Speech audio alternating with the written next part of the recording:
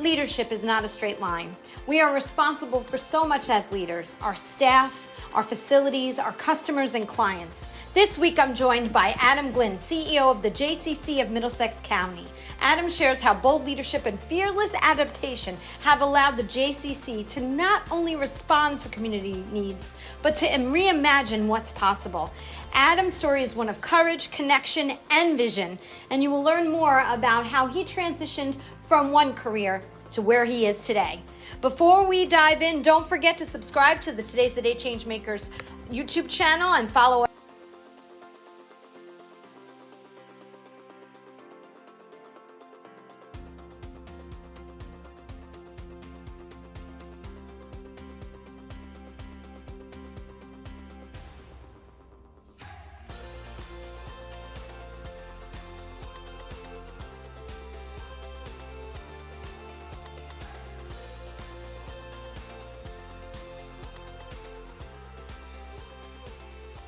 Hello, everyone, and welcome to another episode of the Today's the Day Changemakers podcast. I am your host, Jody Grinwald, and every week I interview the changemakers, the inspirers, and those who are disrupting the status quo in the best way possible. And today I have Adam Glinn with me. Hi, Adam. How are you? Good morning, Jody. How are you? Nice to see you.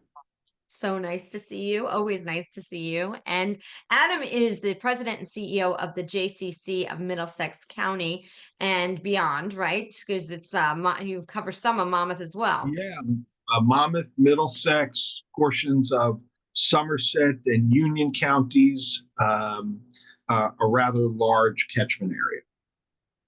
And we're going to get into the incredible work you do at the JCC. But I always like to start out and have our listeners who are from all over the globe. Thank you so much to our listeners who listen in from now. I think we're at over 865 cities around the globe. So thank you to those people. And don't forget to subscribe to the podcast on the YouTube channel as well under Today's the Day Changemakers. But Adam, where did you grow up? Where are you from? So I am a New Jersey boy. I grew up in Woodbridge Township in the town of Colonia. I went, and again, I was always a New Jersey guy, originally from Newark and then Woodbridge Township, and went to college, did my undergrad at Rutgers University and lived in New Brunswick, and went to graduate school in Washington, D.C., and then back to New Jersey. Worked and have lived in New Jersey for since college for the last 40 some odd years. So a Jersey guy. Love the Jersey Shore. Love pretty much everything about New Jersey, about the metropolitan area. I know we were just talking about a restaurant that we both have in common that we now right. is closed that you remember from years ago. So oh yeah. So now when you were growing up over here on the Jersey Shore, where I am as well, what were you thinking you wanted to be when you grew up? You know, it's funny. So when I was younger, little, and I don't remember why, I originally wanted to be an orthopedic surgeon. Okay. Sounds good. And that changed. And then I decided I wanted to be a lawyer. And that was frankly an influence of a couple of cousins of mine with whom I was and am particularly close, both of whom older than I, and one significantly older, and both of whom were attorneys, and that influenced me, as well as I was always, from the time I was a child, I was always interested in law and government and the ability of institutions to do important things. And the law seemed kind of the way to go. I was into politics and that kind of thing. And so that's what I did. And then, but as I grew older, most predominantly as a result of my parents, became very involved in communal and civic work. That's really what I grew up with from the time I was a child, my parents, my family were very actively involved in community, civic, politics, Jewish communal work, and kind of the greater community, always in leadership roles in nonprofits and community organizations. That's all I knew growing up. My parents were what they used to term themselves. They were Kennedy and King liberals. That was, they grew, they came of age as parents. And I, from my youngest age in the early 1960s, that's who they were. And it was always activism and communal involvement. And that's what I knew. So I became involved at a relatively young age in communal and civic work as a lay leader, and ultimately decided that was where I wanted to spend the rest of my life. And so I transitioned from the law to doing nonprofit work.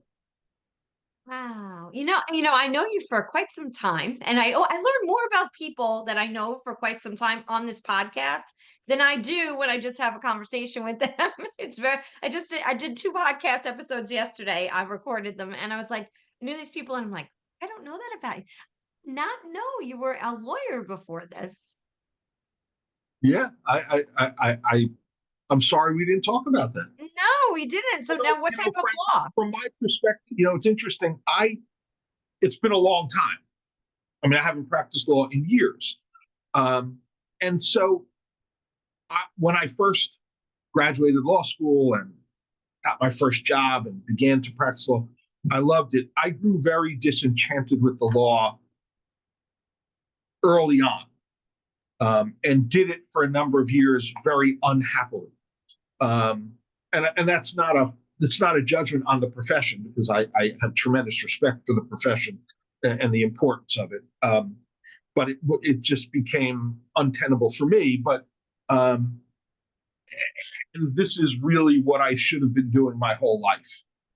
And so, because of my lay leadership and my involvement in the greater community, it was a transition that was it was kind of natural for me. It is incredible, because I do believe, and this is just my personal belief, the nonprofit is a calling, right? I sat in front of a group of 300 high school students at an event, and I was the speaker. And I asked, how many of you in this room have thought about a profession, a career in nonprofit? And not one of them raised their hand. Not one. When I was done sharing what it gives to you as a person being involved in creating, and doing to help others, then I had a line of people at the end of the students asking me, how do you start a nonprofit? Can you give me some pointers? So we don't talk about the sector enough, because of the fact that it is, and I don't know if you listen to Simon Sinek, but Simon Sinek has this thing that nonprofit should be called for impact, because nobody wants to work for the not-for-profit sector when, we all want to be for something, not against something, or not for something. So I don't know what your thoughts about that are, but it found you, it sounds like, because your parents were very connected to it, and it was such a passion for them. But what are your thoughts on what I just shared? It's interesting you say that. And again, for me, it is what I grew up with and my brothers and sister as well. So, I mean, my sister actually is an executive director for a nonprofit also. Both of my brothers are very, very, very, they work for the for-profit corporate world, but they are both, and the families are all very involved in nonprofit and communal organizations that span the gamut. It is what we knew. All we knew from the time we were little was my parents were at meetings for this organization or that. We went to events and programs, and we saw them in activist movements, and that's what I grew up with. So for me, that was what I knew. But I think what you're speaking to is in large part just a lack of knowledge and information, a lack of understanding among whether it's a generational thing, and I think part of it is generational, that the people you are speaking to simply don't know enough about the opportunities in the nonprofit communal world, in the NGO world. They simply don't have a sense of, again, what the opportunities are for them and the breadth of fulfillment they can achieve. Look, we all say, you go to work in this world, you're not going to get rich. Nope. Okay.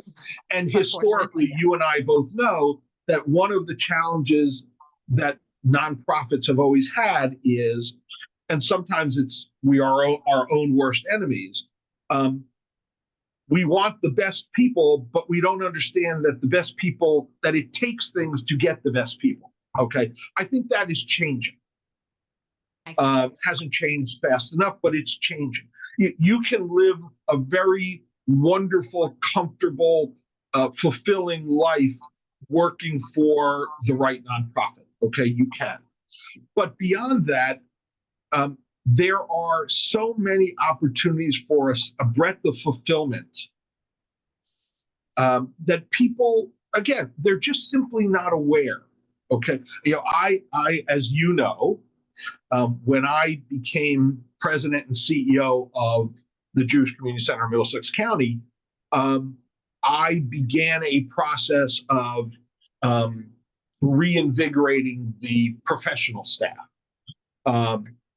And one of the things that we always talk about with new employees, with candidates for employment is, look, I think you're outstanding. You have a set of skills and knowledge and all of that I want to have here so that we can impact the most people in the most ways.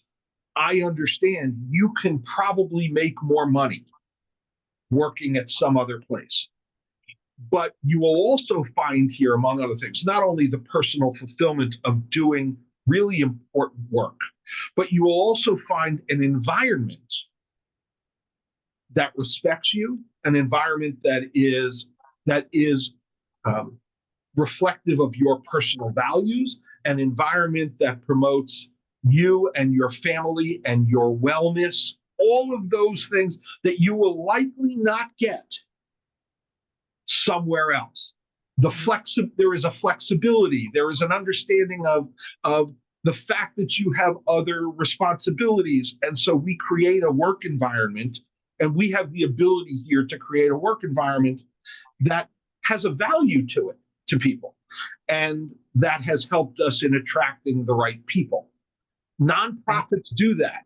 And if a nonprofit is doing its work well, that can offset some of the challenges that a generation thinks may exist in working for a nonprofit. So I think good nonprofits have a wonderful array of things to offer. It's a function of people not being aware of it. Well, I think what you said before was true, is that most people feel like, well, no, you don't want to go into that work because, you're going to have a tougher life because you're never going to make the salary that you could make in the corporate world. But you've got to also be ready for the corporate life, right? But not to say, though, I will say I did, and years ago, which things have changed tremendously. I did the set 60 to 80 hour work weeks when I had little kids, and the emails were coming in back then at 2:00 in the morning from my supervisor. Absolutely. But it's not happening now like that anymore. It was back, definitely back in, I don't know, 2010, 9, 8, when I was doing all of that, it was, my boss would email me back then, 11, 12 o'clock, 11 p.m., 12 midnight, and I would respond because I was working till 2 a.m. So it's just what you did. Nobody asked you to, but it was like the unwritten thing. There wasn't enough time in the day. It was just crazy. There's one thing that I always say, and I think you and I once talked about this. I don't care what organization it is, what cause you are working with or for. Whether it's the JCC of Middlesex County or the American Heart Association, doesn't matter. Yeah. There are certain things that we all have in common that all of us are challenged by. We never have enough time, we never have enough staff, and we never have enough financial resources. I don't care who you are, okay? The numbers may be different. The challenges are very similar. And the reality is, I don't care whether you're working for the JCC of Middlesex County or you're working for IBM or Google. You work hard. You work for a nonprofit. If we're doing our work well, we work hard. We work long hours. We often work much more challenging hours than in the for-profit world. We're in our organization, we have lots of things that go on in the evening, on weekends, different times. It's not you come in at 9, you leave at 5, Monday to. So I have program people who much of their time is in the evenings or on weekends. When I have meetings with my board of directors or with committees and things, most of that is in the evening. It's not during the day, because these are lay leaders who have other jobs and lives who work all day. Okay, so I can tell you my typical work week, my typical work hours, I probably put in somewhere in the neighborhood of 60 to 70 hours a week. I'm out many evenings during the week at events and programs and communal things. And so that's what we do. But at the same time, if one of my staff members says, I need to work from home today, or I have a program I need to take tomorrow, I've got a conference with my child's teacher, or I've got to do it, they have the flexibility to do that they wouldn't necessarily have working somewhere else. 100%. And they know that if they have a challenge, a personal challenge, a family challenge, we're supportive of that in ways that other organizations and businesses don't necessarily have the ability or the policy to be. Mm-hmm. I agree. And that flexibility is so key. And I had that at Heart when I worked at American Heart. I had that at Lung, but I did, when I worked for the for-profit world, it was very, very different. I want to, we've been mentioning the Jewish Community Center and the JCC so much, but a lot of people may not really understand what JCC does that may be listening. So I think it'd be great at this point to kind of share the incredible work that you're doing. And there's a huge expansion happening for your organization directly. So we'll get into that as well, because I know you're building some new things over there. But why don't you share with everyone, some of the things that the JCC does?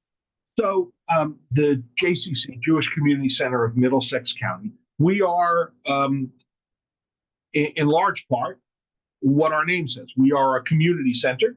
We're located in Edison Township, which is in central New Jersey. And Edison is the 5th largest municipality in the state of New Jersey, has about 110,000 people. So we are a large community center and social service agency. It is both member-based and non-member serving. We have right now approximately 5,000 members, and we serve upwards of 8,000 to 10,000 people a year in a whole array of programs and services, everything from early childhood education, special needs and disabilities programs, adult and older adult senior programs. We do arts and cultural programs and services, ranging from everything from lecture series to writing groups to book clubs. We do trips, theater trips, arts and cultural experiences, fine and performing arts programs that span the gamut of age, of interest, of talent, of capability. We also focus on social service and resource work. So we have mental health therapeutic groups. We actually have a relatively new physical and occupational therapy services program. We're introducing a whole new series of programs for therapeutic programs for individuals with Parkinson's disease.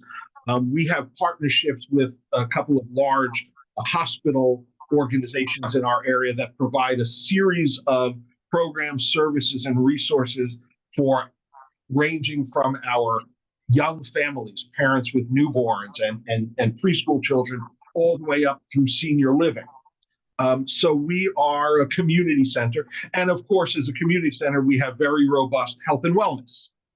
We have a huge aquatics program. In fact, our preschool program, which is children ages 2.5 to 5 years old, as part of preschool, our 2.5 and 3 and 4-year-old children learn how to swim. They learn water safety. We have aquatics programs that are adaptive for individuals with disabilities and special needs. We have a wonderful health and wellness program. We have a multi-area fitness center. We have a cardio center, weights and fitness center. We have personal training. We have health and wellness programs that focus also on particular demographic groups. We have a program called Live Well, which is a whole health and wellness program year-round, particularly for individuals over the age of 55. We have as well adaptive programs for individuals with disabilities in fitness and health and wellness and nutrition, counseling and disease prevention. And so we are a full-service community center social service agency. And what is wonderful about our organization is that people ask us, do you have to be Jewish to join the JCC? That was going to be my question. So you beat me to the punch. Right. So the short answer is not only do you not have to be Jewish. Interesting set of statistics. So right now there are approximately 170 Jewish community centers throughout North America. Okay. Over 70% of all JCCs in North America have memberships that are more than 50% non-Jewish. Our community center, we exist in a very diverse community. So we have, somebody said that at one count, they approximated that the people who participate, who are members, who come to the JCC on a regular basis, speak 37 different languages. We have a large South Asian population, AAPI communities. So the majority of our membership and program participation are actually not Jewish. In fact, our preschool program, we serve about 150 preschoolers on a daily basis. It is almost entirely, it is about 90% non-Jewish. So JCCs have become organizations, and we have been for the nearly 41 years that we have been here, an organization that has opened our doors, and I say it, we've opened our arms and our hearts to just a wonderful, diverse and vibrant community. One of the things that we think is really important is in helping to break down barriers, misconceptions. One of the ways that we fight hate and anti-Semitism, which unfortunately is on a geometric and exponential rise in this country, is by being who we are and doing what we do.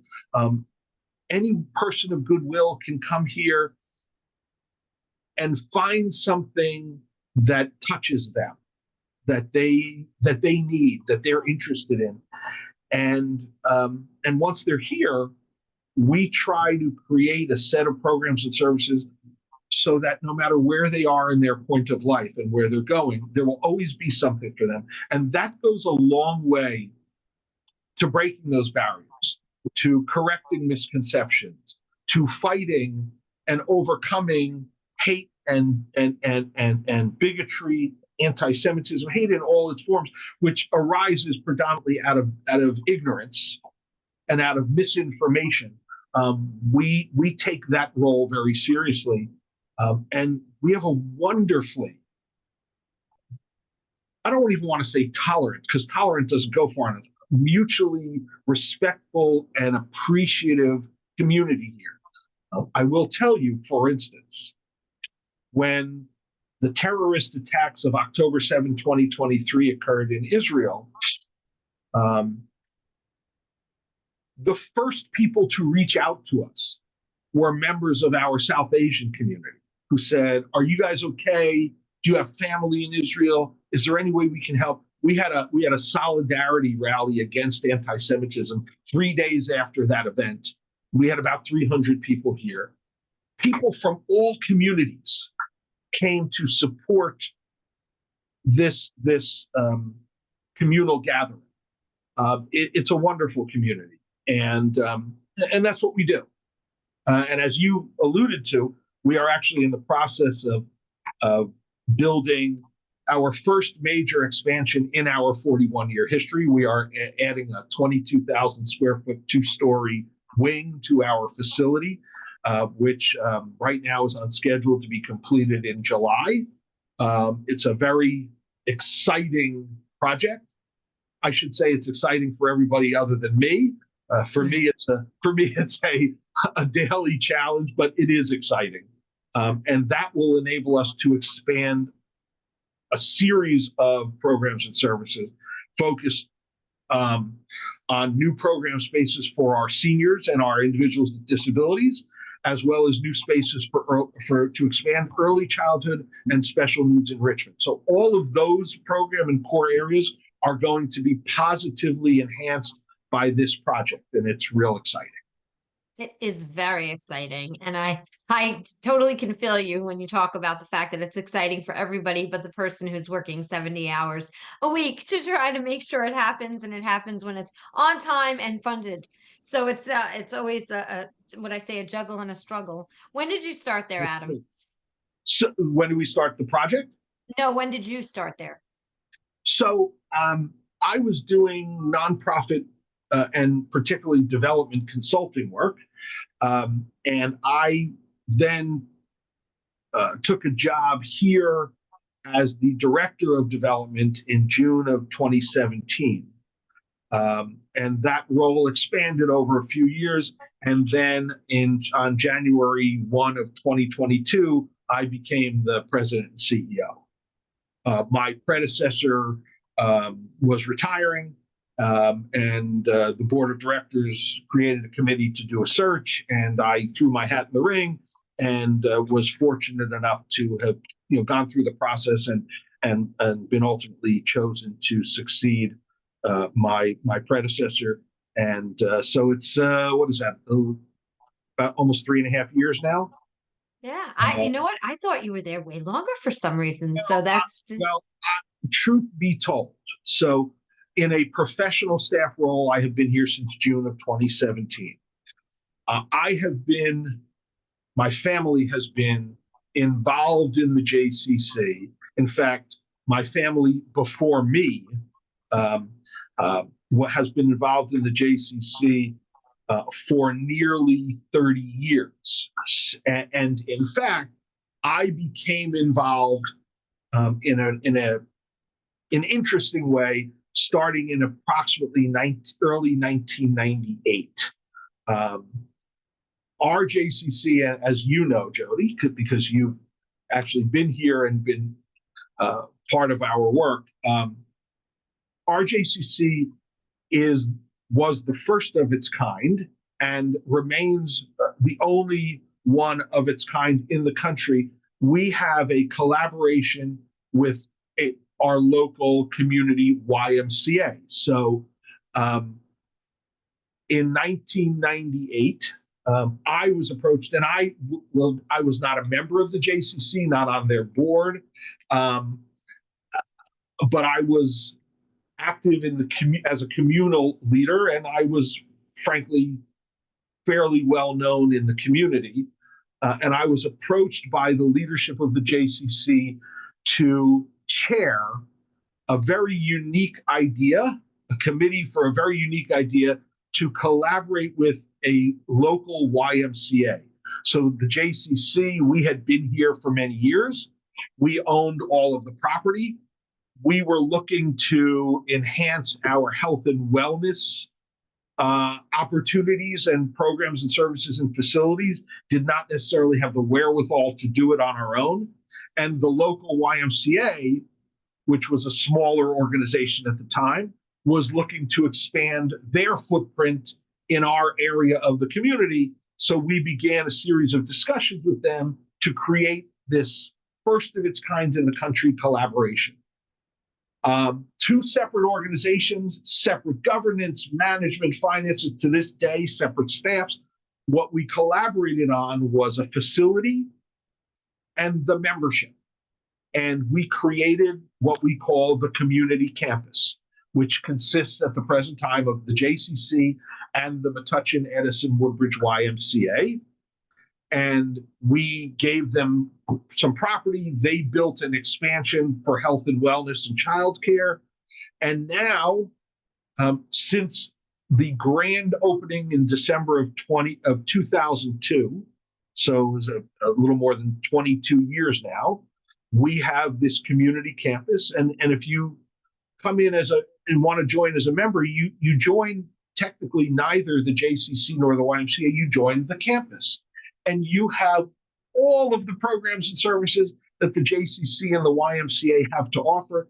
And it is an incredible collaboration. And I was honored enough to have chaired the creation of this collaboration. And then I became, when we had done that, I then became the president of the board of directors, for which I served at that time as the longest serving president of the board of directors.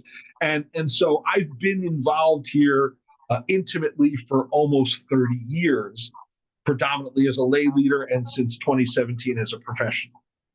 Wow, that's a wonderful journey. That is for sure. It has definitely been a journey. Absolutely, but the evolution must be incredible to see from 30 years till now. It's amazing. And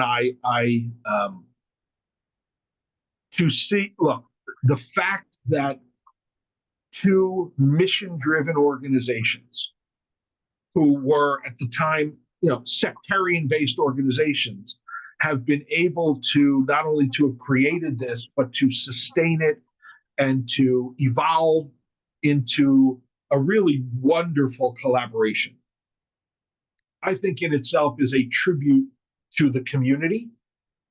It is not a tribute to me or those of us who were involved. It's really a tribute to the community for embracing it, both sectarian-based and the secular community for embracing it. Not always an easy thing to do in our world.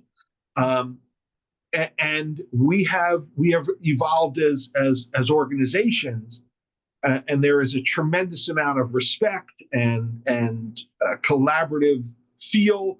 We are doing nowadays more and more collaboratively from a programmatic standpoint, from a social service standpoint. So it's been, I take a tremendous amount of pride in it. It's I know been, you do. It's been incredible. You have a true passion, and you could just feel it when you talk about it and see it in your face when you speak about it. And, with that, how many members would you say you have at this point? So right now we have about between 5 and 6, about 5,500 members, and we serve. We also have many programs and services for which you do not have to be a member. You can participate. You can be a program participant. So we have about 5,500 members, and we serve during the course of any given year about somewhere in the neighborhood of 8,000, 8,500 members, up to as many as 10,000 individuals a year, depending upon the programs and services. We do a lot of programs. We do a lot of events. We provide services also in collaboration with a number of local, county, and state governmental units and agencies. So we are kind of a host site and a facilitator for lots of those types of communal programs. And so that enables us to serve the greater public, even if they are not members of the community center. Everything from programs, focused on special needs. We do programs with the local school districts. We provide resources and services. We work with other nonprofits, whether it's the Central Jersey Diaper Bank, the local food pantry, a number of local churches, synagogues, interfaith organizations. We do lots of that. We do work with veterans, health and wellness. We do programs collaboratively with, as I said before, with a couple of the large hospital organizations. So we do a lot of those things for which we provide services to the community, irrespective of membership.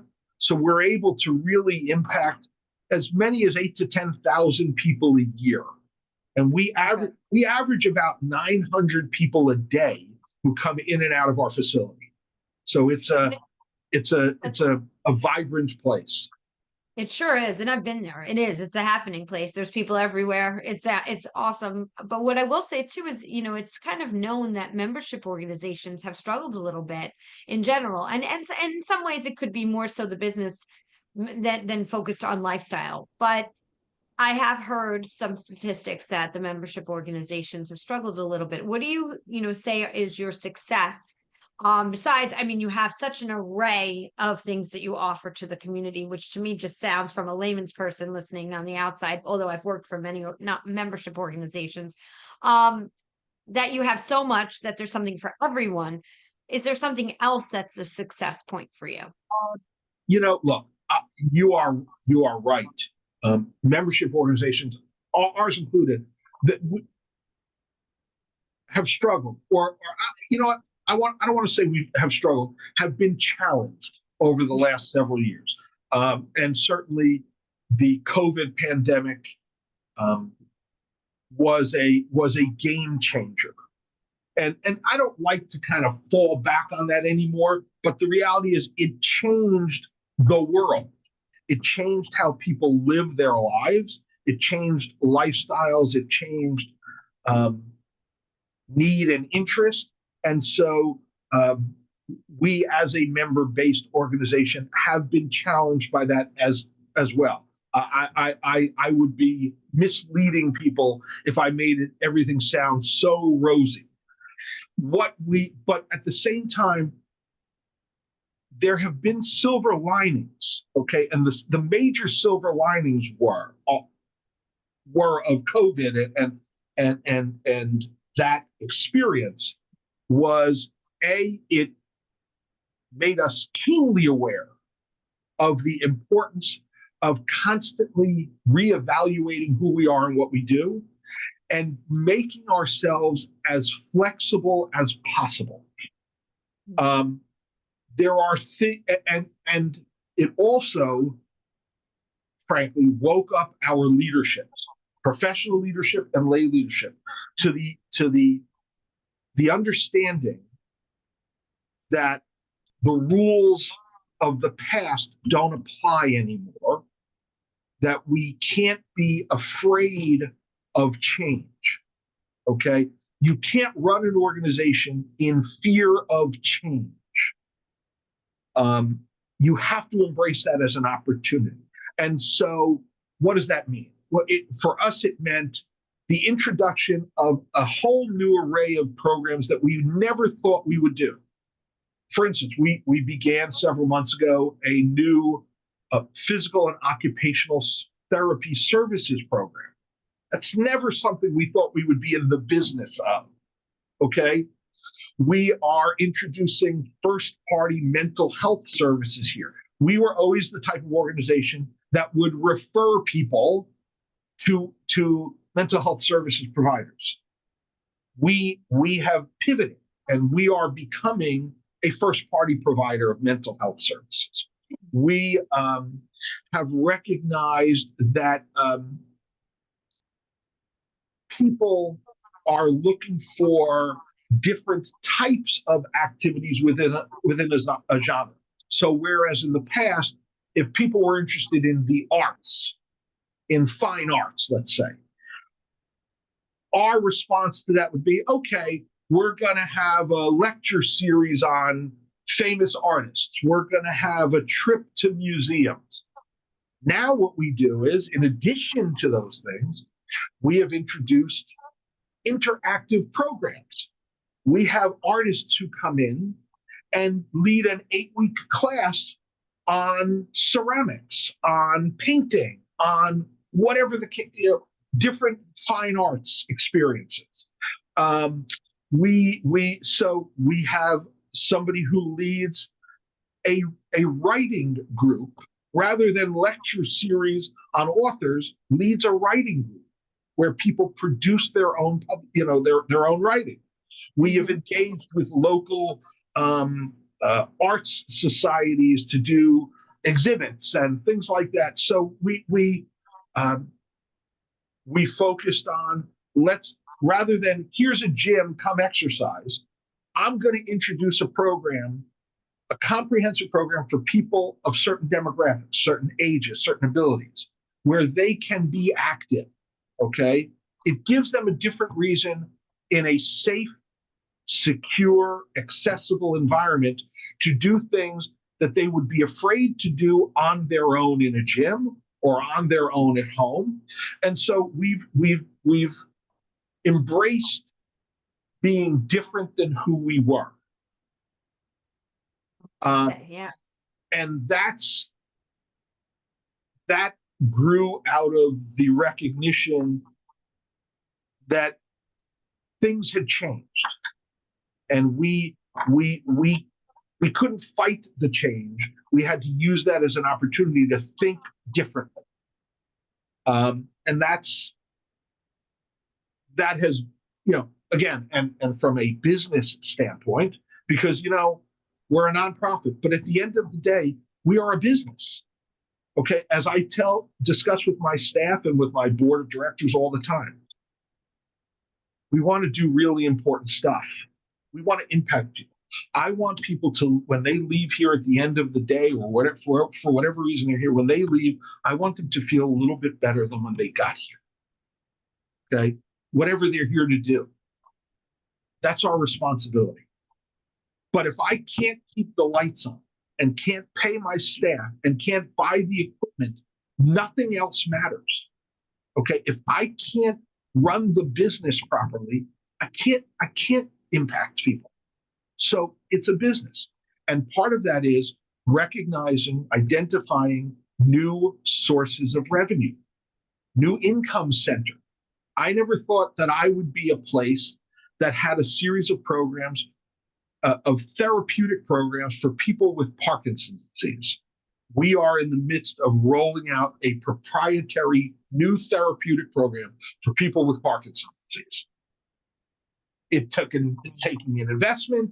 There's things we have to do, but in addition to being really important, it's a revenue center. Oh yeah, and so of course. That's how this works. Yeah. And so as I'm listening to this, I'm like, wow, I wish I lived way closer to, and I've been there, but I know you have all of these things, but just a couple of quick things that came to me while you were talking. You talk about it's a community campus. Obviously, you just talked, everything you just spoke about is all about community and bringing the community together, like-minded people that can come together in a place, like you said, that's safe, that you put so much effort into caring about the outcome of how somebody feels when they're leaving, that they are leaving with that feeling of fulfillment as much as the people that work there are feeling fulfilled for the work that they do. And I think that's just, that's why you are a change maker, right? That's why you're part of, I want to have you on here because you're doing such incredible change making work. Adam, what would you say was biggest accomplishment for you while you've been there?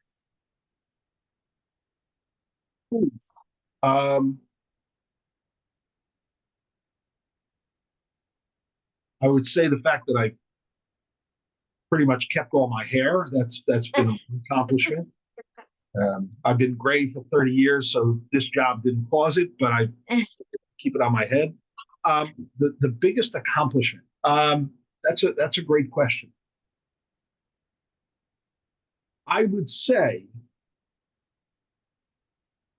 well, look, I guess the easy one is, because it's the most visible, the most tangible, um, is getting to, and people thought I was crazy, that it wouldn't happen, getting to building the new facility, which is something that I had been talking about for nearly 7 years. And that we were originally going to, we had gotten our final site plan approval for the project as it was originally designed 12 days before we got shut down by COVID. Ugh. And 6 days before we started the demolition of our lobby. 6 days before we were shut down by COVID. That was and then ultimately redesigned and expanded the design of our project. And people thought I was crazy, and maybe they're right about that. But the fact that we are on our way to completing this incredible expansion is I think it's a tremendous accomplishment, and it's kind of the easy one. You can see it, you can touch it, right? But for a number of years, I had been talking about wanting to expand the leadership of the organization in terms of what it looked like, the people who serve. I wanted that to be more reflective of our community.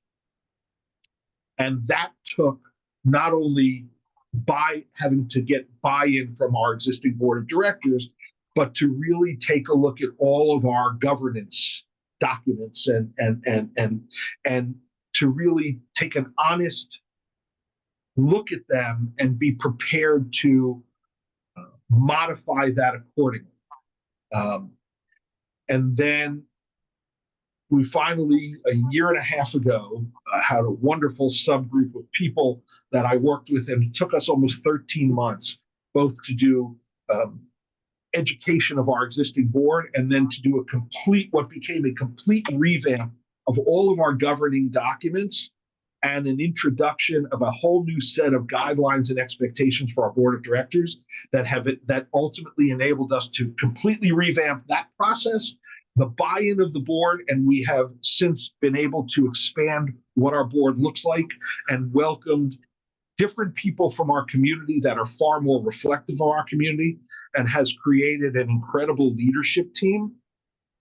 To me, that was a real accomplishment. Not a sexy thing that you see because it involves, working on documents and thinking about how you create your leadership and what the expectations are and new sets of bylaws and all of that stuff. But that enables us to have a leadership that is reflective of the community, and therefore the outreach to the community and the response of the community is tremendous and is much more is stronger and much more credible. That was I took a lot of pride in that, because it took a lot to frankly change some people's way of thinking, to educate people. Not an easy thing to do. So that was a wonderful experience, frankly. And I think a tremendous accomplishment for the organization. It's interesting, board membership, and you and I have talked about board membership. Board membership, it seems so prestigious when you're asked to be on a board, and it is a prestigious thing. But you ask busy people to get busier, right? And to give more. And I've spoken to some people who are on 15 boards. And I think to myself, and this is my personal opinion, so I put that in there, that when you're on 15 boards and you're splitting yourself up to so many things, it becomes very difficult to really give to any one organization the time, the talent, the treasure, right? Because it's those three things, time, talent, treasure. You only have the 3 T's. The three T's. And there's only so much of those three T's to go around as one human being, right? Because you can't tap your people if you're, for 15 organizations to contribute. And so it's a hard training for board members, those who are the people who you want to be in front of, those who you need involved in your organization. But sometimes, and this has happened to me, we would have 4 board meetings a year, and because you've got the busy people, they can't make half of them. And or you try to get 100% participation in giving, but it's hard to do because they're also giving to the 15 other organizations that they're on the boards of. So, you've run boards for a long time. You've been involved with, running your board there and been on boards. What would you say, in just kind of a short synopsis, the best advice to give a board member coming onto any board that you could give them? What would that advice be with your experience?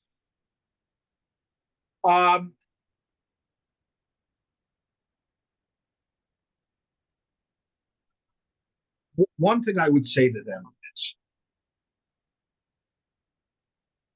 there is a difference between lowering your expectations and managing your expectations. One of the things that I talk about with staff and as they liaison with the board is, I, as a leader, I have set, and I ask our board chair to set expectations, and they should be set high. You should be confident in where you want to go, but understand. But I also say to the board and to my staff who have to liaison with them that there are times that you have to recognize that it is okay to manage those expectations. You're going to come onto a board and you're suddenly going to realize that for a whole host of reasons, things don't always happen as quickly as you want them to, or think they should if you were able to handle them on your own or in a different way. That is not lowering your expectation. It's managing. Okay. I think there has to be an awareness of the need to manage expectations. And I would also say, and I do say, we've been fortunate in the last year and a half, we've welcomed a half a dozen new board members, which is a really important thing to do. I say to them that don't be afraid to say something, to suggest something, to propose something that on first blush seems contrary. You can't lead an organization if you are fearful of something, of someone, of some idea. You can't lead with fear. So, and you have to, and so therefore, if you believe in what you're about to say, then say it. Understand that on first blush, the response may not be what you hope. But also understand that people sometimes need time to think about something, to have a discussion about it, to have the banter that may arise from hearing something that they're uncomfortable with.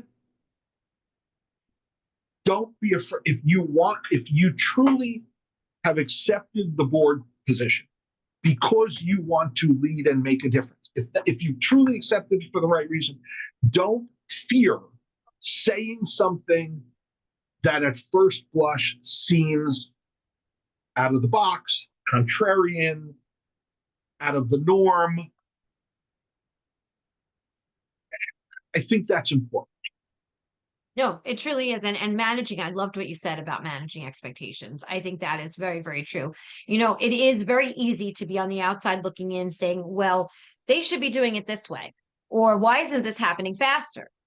And because if I did it that way, then it would be done already, or it would be, and so there's a lot of judgment, right? Because it's Yes. easy to sit outside and judge. And I'm not saying that's what your board does. I'm just saying in general, that's Oh, what yeah. boards do, and that's what they're there. They're kind of there for that, but also there's a lot of things, and I think sometimes there could be a lot more questions asked as opposed to just the judgment or or just the um thought process of I could do it better or I should do it better. It could be done that way or this way. So boards are amazing, and it's great if you can have 100% participation in the giving. So I always like to say that in the giving and the time, the talent, the treasure, because also the talent, I think they sell themselves short on the talent, because for some of the smaller organizations, or even the size of yours as well, sometimes even just some help with graphic design, social media posting, putting things out on your LinkedIn. Who do you know? I've sat in so many boardrooms. I don't know if you have, Adam. Who do we know that could potentially sponsor X? Or who do we know that could potentially do this? And everybody Yep. looks at each other like, so I used to actually, excuse the wording here, stalk people's LinkedIn to see who they knew. And I'd come to the board meeting saying, I see you know Jane Smith, and Jane does this. And can you connect me with Jane? I'll talk to Jane. Yeah. Oh, I'm a stalker too. In a good way. It's all good stuff. Yeah. No, Jody, you're again, and look, sometimes it's a generational thing. Sometimes it's the length of time that somebody has sat on in a leadership role. But this is what we talk about in terms of challenges and opportunities. We have the ability today to have access to so much information that can be useful to the organization. Finding the talent, finding the treasure. Oh, you know this one, and or I know that they have a level of wherewithal. Okay, can you help me make the connection? And I got that by stalking their LinkedIn. Okay, whatever the case may be. If we're doing it right, I believe in information. Okay, that's what I know. Okay, I want to get as much information as I can to make the best decision I can. It may not always be the right one. The motivation will always be right. The decision might not be, and that's what happens. Okay, we make good decisions and bad decisions, right and wrong. As long as our motivation is right, that's what matters. We can always fix what we screwed up.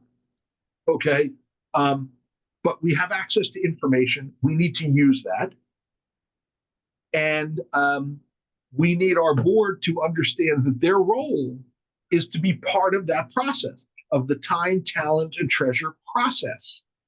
And one thing I always remember this. This goes back years. I'm sitting with one of our major benefactors with whom I have developed a wonderful relationship over the years, and we're sitting, and he said to me, he said, Adam, we were talking about soliciting gifts, and the fact that Jody, you and I both know, when people hear that, when board members say, I don't like to ask for money, I can't ask for money, I'm not comfortable. Right. We all hear that all the time. And I always said I have a synapse problem in my brain because I love doing that. I'm never uncomfortable with that. Okay, and you're the same. But people are uncomfortable with it. And the one benefactor said to me, he said, Adam, here's the thing I always tell people. You're not asking for yourself. You're not asking to put money in your pocket. You're asking for something bigger than you. You're asking for something that you want to use to help somebody else, to provide important impact to somebody else. You should never feel uncomfortable about that. And I always think about that. I'm not asking for me. I'm asking for something that I truly believe in, and that I know is in the greater interest, and therefore I'm comfortable. And if they say no, they say no, because they're going to say you're going to get far more no's than yeses. That's how this works. That's okay. So that's what we try to tell our board. And the no's can be, okay, so if not for you, is there someone you know who would be potentially interested in our mission, right? So there's always that next question, there's always that next follow-up. Absolutely. And the other thing I want to mention that you said sidebar here is that, you know, we have a tendency, all of us, to get upset when things don't go our way. And you said something, you know, we may make a mistake, but there's a way to fix it. The only thing I always used to tell my staff was this: we're not doing the brain and heart surgery.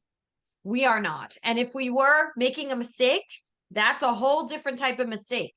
But the work we're doing, we can fix our mistakes, right? We're trying to make the community better, help Yep. more people.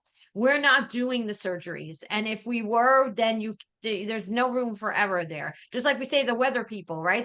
The meteorologists, they're allowed to be wrong 50% of the time. It happens, right? We were supposed to get 2 feet of snow just a couple of days ago, and that didn't even happen. So it is, you know, we have to give some sort of grace to those when we make mistakes, because we're humans, not computers. And computers, we all know, I'll get on Zoom and it'll say, now you have to go for an upgrade. And I'm like, well, I have a podcast. That doesn't work for me. Right.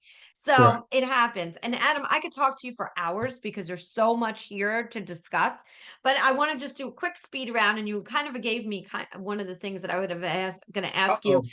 Well, no, Yep. it's good. It's kind of Okay. like, I love what you said, you know, just a few minutes ago. I was going to say, what is something a mentor, like a speed round we were going to do right now? What is something advice a mentor would have given you that you still hold true to this day? And it sounds like that might be what the person sent you just a minute ago might be it. You know, this individual has always been a somewhat of a mentor of mine. And I always remember what he said about, you know, asking for support. He also is the individual that has always reminded me that this is a business and that it's okay for a nonprofit to conduct its business in the right way. Okay, we are a business, and we have to conduct ourselves that way. And he always reminds me of that, and has reminded me of that, and that's gone a long way. Look, the reality is, and I know this is going to sound like a cliche, but it is my reality. My mentors in life were predominantly my parents. You know, both of my parents are deceased, and they both unfortunately died relatively young. My father was 61, and my mother was 72. And so, you know, if they were still alive today, they would probably both be on. My mother was until she got sick and passed away on the board of directors here. They were my mentors for my entire life, both in terms of kind of how they lived their lives, what they believed was important. And, you know, when I became the president of the first board of directors that I ever sat on, and this goes back, I was probably 30 years old at the time. My parents both sat on that board and were both past presidents of that board of directors. And I became the president of the board. And they made very clear that this was my gig, and that we weren't going to agree on everything. That was okay. And that I was entitled to, or I deserved, the level of deference that came with that position. And I always used to watch, particularly my father. My father, again, he was an individual. He was very well known, universally respected, had a level of credibility within the greater community that was just amazing to me. To this day, he does. And he's been gone 22 years, almost 23 years. But he was that person when he came into the room. Nobody worked a room like my father did, but when he came into the room, there was a presence about him. But he would sit at a meeting, and I would watch him. And he was almost never the first person to talk. He would listen to certain things. and I could see what was going on. And then he would make his statement. Then he would say his piece. Then he would ask his question, whatever it was. And that has always been part of what I try to make as my methodology. And so, my parents were my mother served on a couple of nonprofits for which she was the first woman chair. Wow. Okay. It was, so that's who they were. And That's so special. That is just so special. It's just, again, I know it may sound like a cliche. Oh, my mentors are my parents, but they were. That's just who it was for me. It's not. My dad was mine. You know what I'm saying? Know. And my mom, I adore and love, but in the business world, in the world of the people that I followed, when it came to that, it was him. And he always said he practiced the religion of kindness. It was always, so I understand exactly what you're talking about when it comes to parents. Not everybody has that. And No. we're lucky when we do, and to share it and to showcase it and share their messages. That's how we keep their memories alive and them still here with us by sharing, the things that they taught us. And hopefully I'm hoping my children will do the same when I'm not here anymore. Well, I can only hope. I say the same thing, as you have done also, and me, I give lots of speeches. I talk to lots of organizations. I always, and it drives my kids crazy at times, but I have part of what we do is, in my belief, we have a responsibility to set an example for our children. And I've been very fortunate. My children they're all grown and out. They are all involved, active, aware, engaged. I would like to believe that to some extent, that is a function of what they have seen since they were born. Yes. And that's our responsibility. It's important. And so, 100%, yeah. 100%. My kids were going to heart walks at 3 a.m. with me when they were 3 and 8 years old. And one is director of development. Director of education for a nonprofit. The other is a music teacher working with kids every day. So I do agree. They do learn. We learned from our parents, right? It's just the way it is. It's what we see, without a doubt. Is there a book, Adam, that you love and anything that comes to mind? I am an avid reader. I read almost exclusively nonfiction.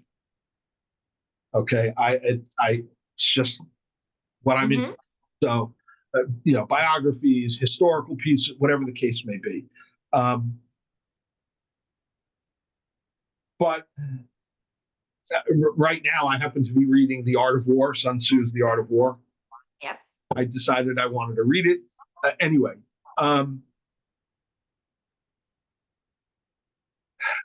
but that being said,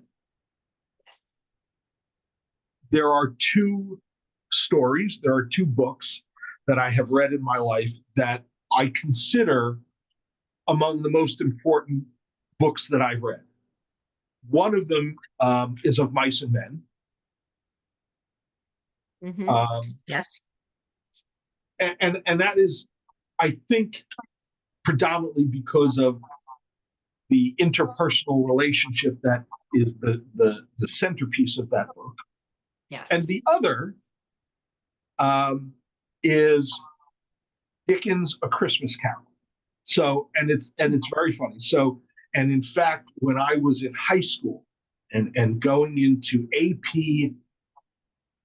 English, American literature, and the summer before senior year in that class, we had to read 3 books and write, a piece on each of those books, and that was one of the books.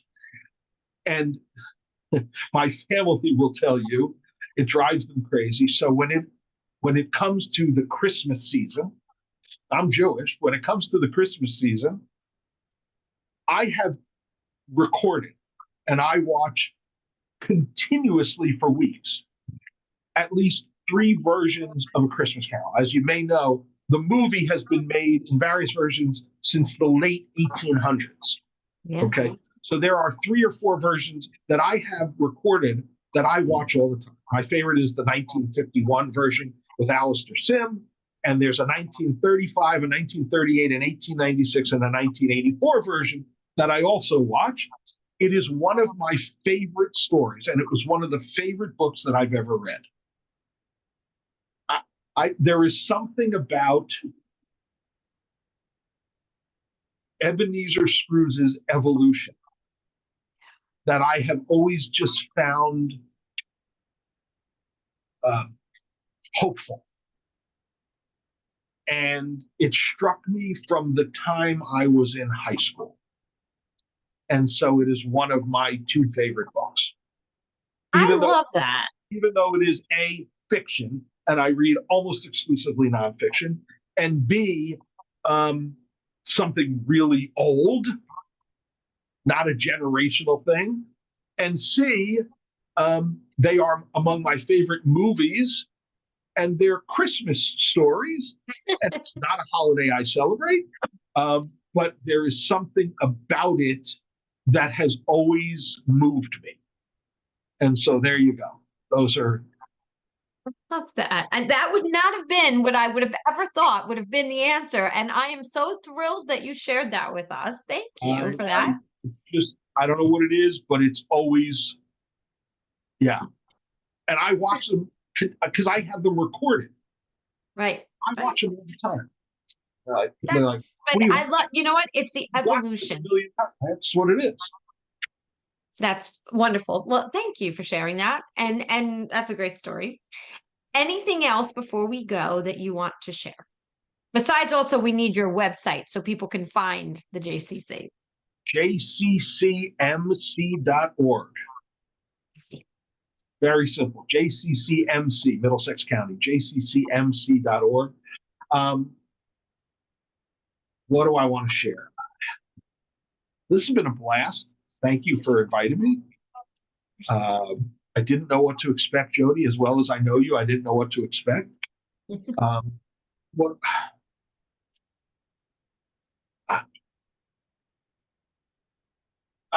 guess the only thing I would share that I can think of right now, and again, this is going to come off as cheesy or cliche-ish.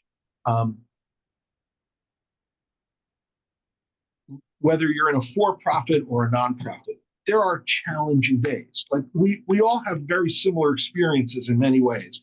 I'm, as we're building this new facility and dealing with everything involved in that, it has been incredibly challenging. And I will tell you, I will admit to you, Jody, because I can talk to you this way. There are days for me that are particularly overwhelming and lonely. I will admit that to you. It is a lot. But it is doing this kind of work is unbelievably fulfilling. And there are those moments which just really make it come full circle and make it just really remind me of how good it is and how wonderful and important it is. And the fact that, what you and I started the conversation with, if individuals looking at what their careers are going to be, how they're going to live their lives, their work lives, there's a lot that this nonprofit world has to offer. And if we do a better job of informing people, we'll get really good people doing this kind of work, because it's incredible. The fact that you can have an impact on an individual there are no words to describe that. No, there aren't. And I want to say something because I so appreciate, the vulnerability in there too of saying, it's so fulfilling, but can be overwhelming and it can be lonely, because when you are at the top of the organization, when you are responsible and the weight is falling on you for all the things, it's not like you can go and share that with your team and your staff, right? Because they talk to each other. But when you're at the top, you will have the responsibility to keep the ship afloat. And I talk to changemakers. That's what I do all the time. And everybody has that, whether they say it on camera or they don't, they all say it, because it is it's a commonality amongst leaders, that it sounds all glamorous to be able to have a C in your title, a CEO, COO, but it's not all glamour and glitz to have that. No, and look, I'm talking to you. You and I have a relationship, and you and I have talked about these kinds of things before. I don't share this with my staff. I can't do that. They, it's the old "don't let them see you sweat." They can't. Right.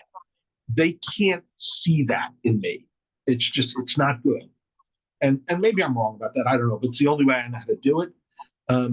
I have to convey a certain strength and confidence and unwavering sense of what we're doing, and I believe in it.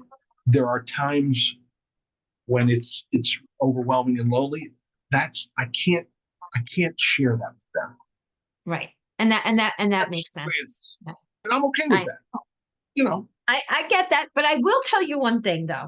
The interesting part that I have found, and there's been some research done too, is when you do share that, and if you can, it gives them the permission to also say, even though I don't have a C in my title, I'm feeling that way too. So thank you for validating that it comes from all the levels and not just me, who feels like I am in the middle of this organization and not at the bottom, not at the top, but who I'm also feel like I'm drowning. So there is a sense of permission to share that and to say, hey, we're in this together, because we're all trying to stay afloat. Let's swim a little faster, but let's do it together. Right. But Adam, I want to thank you so much for this interview. I want, before we end, I just want to thank you one more time. Can you please give your website? Sure. It's www.jccmc.org. And maybe we'll come back on. I'd love to have you back on, share about your update about the expansion, and talk more about this subject as well. Anytime. Thank you so much for inviting me. This was awesome. This was great.